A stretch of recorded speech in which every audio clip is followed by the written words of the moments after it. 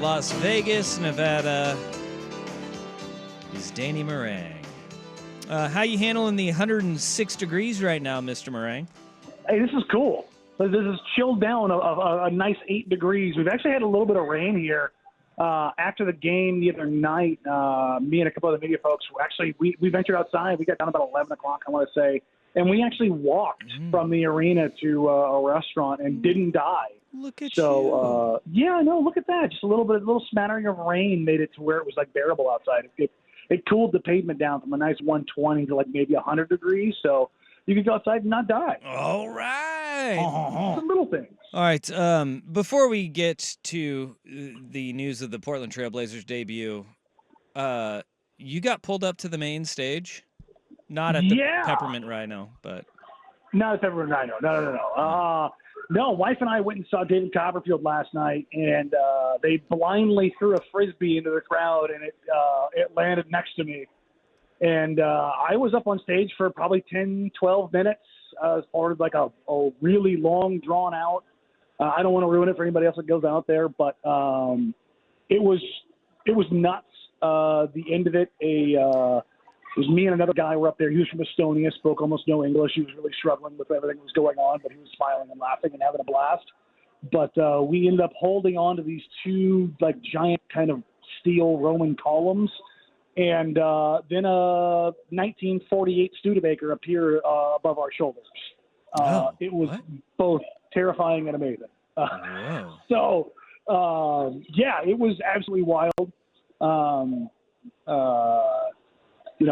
Copperfield's, kind of, one of the OGs in the business. Yeah, great how show. old is David Copperfield now? He's got to be like 70, right? 70-something. He's, wow. Look, I don't want to denigrate him, but my wife and I had the discussion. Is it a piece or is it died? Oh, it's dyed piece. 67 years is that old. what we're going with? Yeah. He's moving around incredibly well for his age. All right. Well, it's magic. It was kind of, he was up there, as spry as could be. It was like I said, it was a fun show. Getting pulled up on stage was certainly interesting.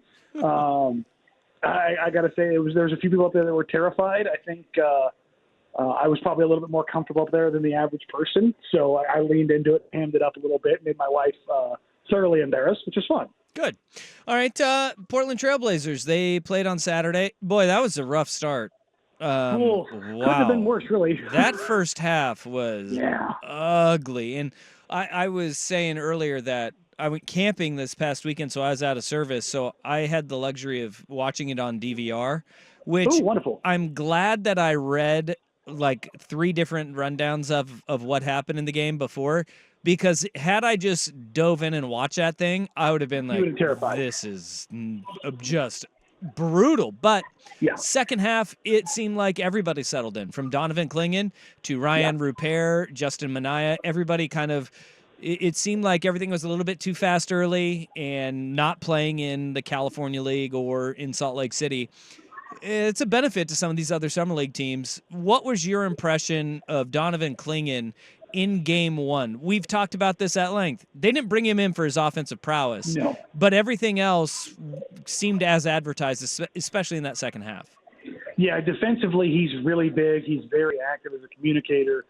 His shot blocking timing is incredible. When you see him fully extend to block a shot, I got the video. He blocked Steph Castle right in front of me.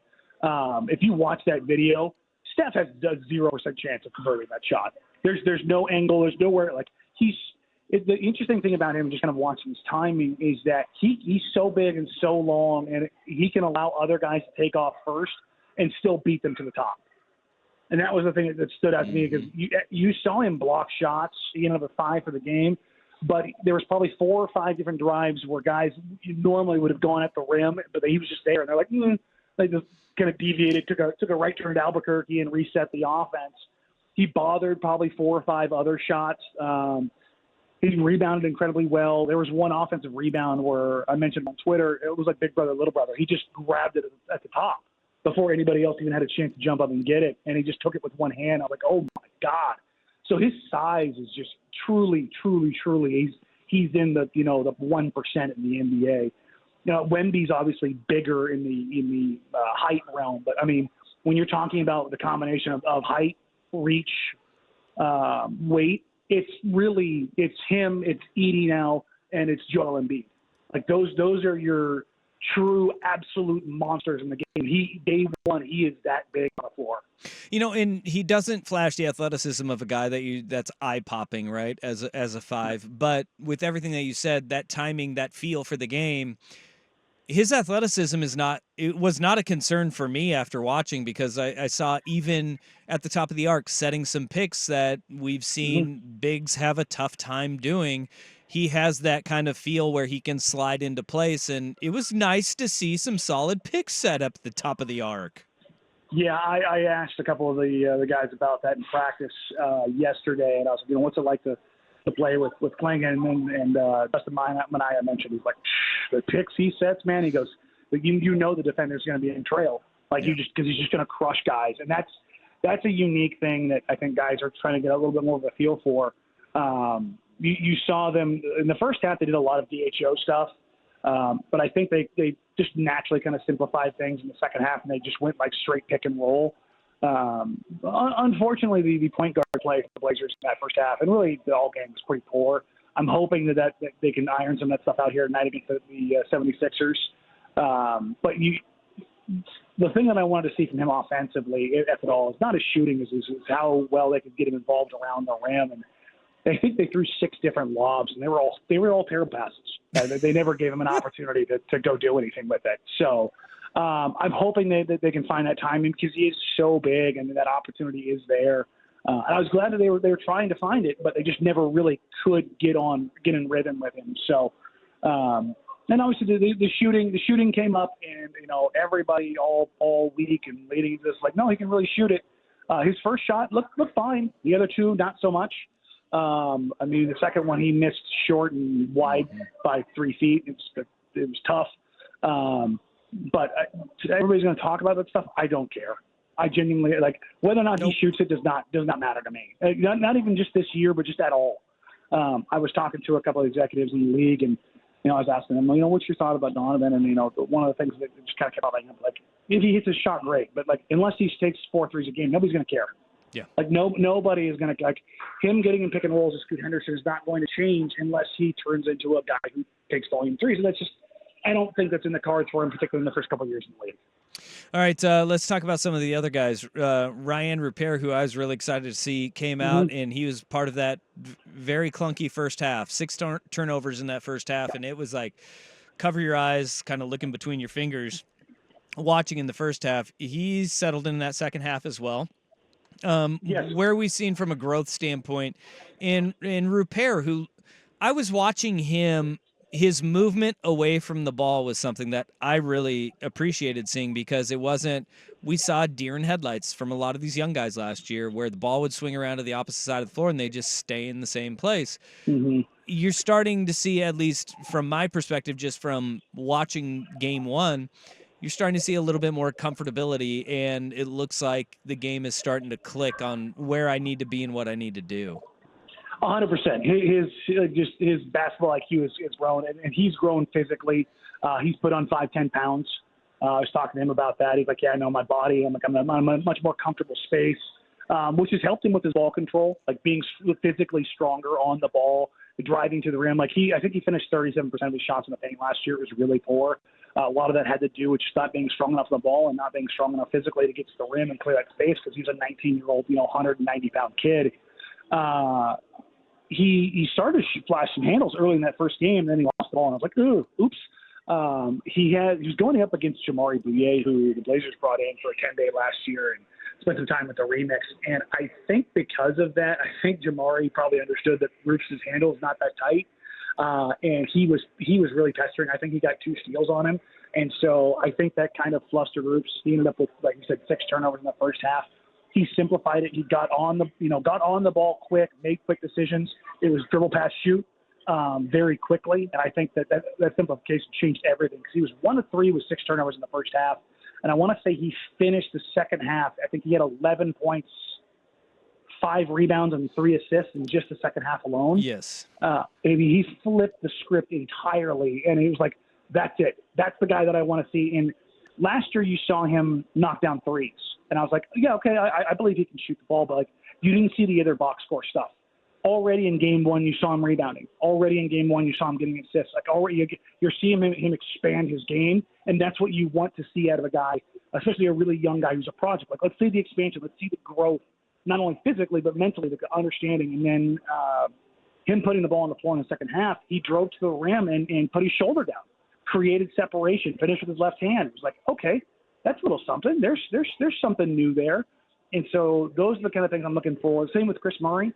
I wanted to see him shoot it a little bit more in game one. Yeah, it was but the he ultimate got to the rim really well. It was the ultimate Chris Murray game. Like it just seems like no matter who he's playing against, whether it's in the NBA or in the NBA Summer League, it's like 4 of 9, consistent, 2 rebounds, 2 assists, give you a little bit of everything. I was kind of hoping to see him take over a little bit more. Is that something that was talked about after the game and kind of as we head towards game 2 tonight at 5:30 our time? Yeah, I think that's actually the case. And I think that was the down game because there was a close scrimmage against the Chinese national team the day before. And everybody came out of there screaming about Chris. And I'm not just talking about the PR folks.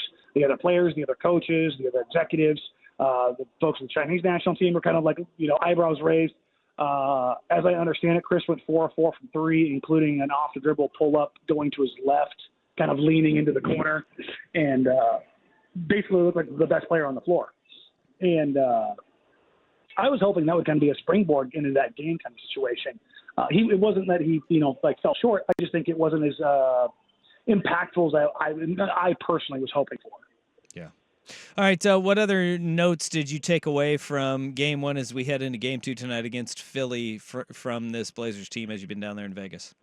I mean, really, it's just those 3 guys. It's Chris, it's Ryan, it's Donovan. I mean, if you want to put Justin and I in that group too, his 3-point shot, he's put a ton of work in with Gilbert, one of their player development coaches. And you can tell that there's real growth, there's real change. He knocked down 2 threes in that game on a catch and shoot, and he looked really nice. His form looks noticeably different from 6 months ago. And for those that watched, Alex Reese, I mean, he balled out in that game. He's on the Rip City remix. If he has another game or 2 like this down in Summer League, don't be surprised if somebody snags him with a 2-way deal. I know that's not like really impactful, but like this is what Summer League's about. It's for guys that don't have contracts to go get deals. If he goes out there tonight and does what he does, don't be surprised if that's a guy that they lose. On the flip side, watching this game tonight, Jared McCain, who the Blazers brought in and playing for the 76ers, he was incredible in his first game. If you watch him tonight in this game, don't be surprised if you see somebody who, if you squint real close, who looks his game resembles a ton of C.J. McCollum. All right. Well, stay cool down there. It's 106 That's degrees. Not going to happen. I'm literally going outside and hopping on an Uber right now to go to the arena. Then I'm going to die. Then have some cool drinks after the game and have a great time. We'll catch up with you tomorrow. Absolutely. Catch you guys later. All right, buddy. Stay out of Vegas shows, okay? If you get on the main stage again, it better be at the Peppermint Hippo. I mean, come on. You know me. All right. Danny Marang, live from Vegas Summer League. Thanks for your time, bud. That's you, buddy.